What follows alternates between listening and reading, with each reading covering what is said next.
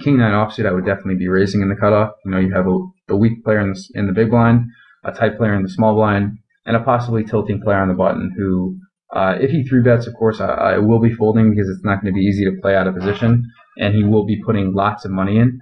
But if he just calls, you know, we can maybe get into a situation where we can make a lot of money when we hit because he's on tilt.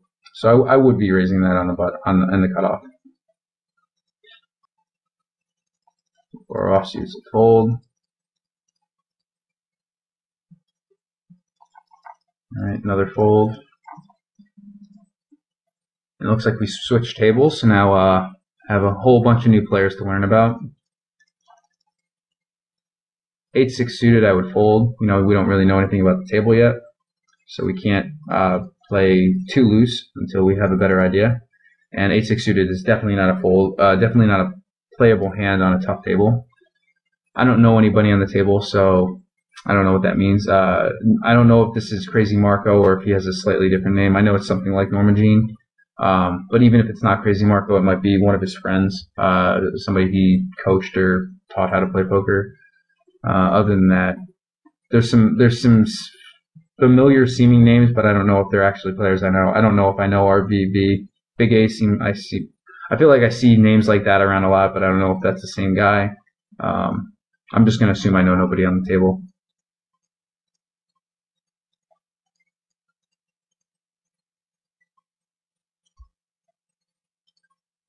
Interesting. He led the flop and the turn, called a min raise, and then check folded the river. I don't know what that means. I don't know if that means he.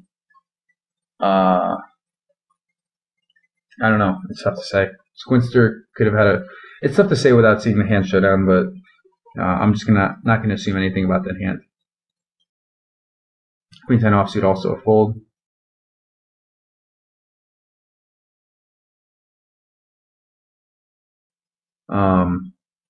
I think that's fine.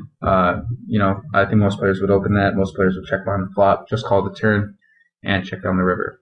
So he played that fine. I think Andres Poker. I think it's a loose call in the small blind that I wouldn't make, but I think against a random player in the Sunday warm-up, it's okay to make it. So I don't think you can infer anything out of the ordinary about that hand. I think this is a fold. Wouldn't call it against the button either. I would call it against the small blind or 3-bet it. But against the button, I would rather defend a hand like 10-9 off or Jack-10 off than a hand like Ace-2 off. And I probably would be defending Ace-2 suited against either the button or the cutoff if they 2.5x it.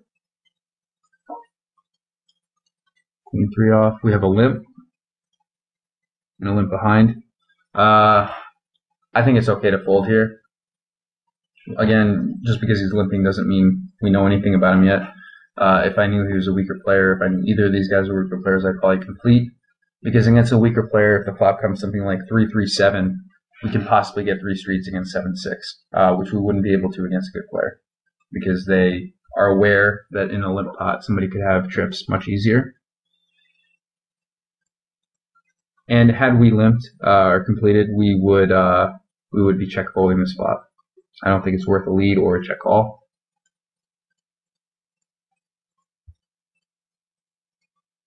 And it looks like Babel limped with a suited Broadway hand, and Squinster limped behind with Jack-10 offsuit, which both are defensible plays, so it's not anything out of the ordinary yet. I'd take note of it if Babel limped with something like Queen 6 suited and he limped behind with like Jack-4 off. But these hands, you know, you'll see mediocre players do that sometimes, so I wouldn't read them as super fish or anything. I assume they're not great players. Most good players would ISO here with Jack-10 offsuit, and most good players would raise this. But you can't really assume too much yet. Another limp, so I'm assuming he's a little bit weaker than we originally assumed, or at least we thought last hand. And that doesn't really tell us anything more about him, except for he's probably weak.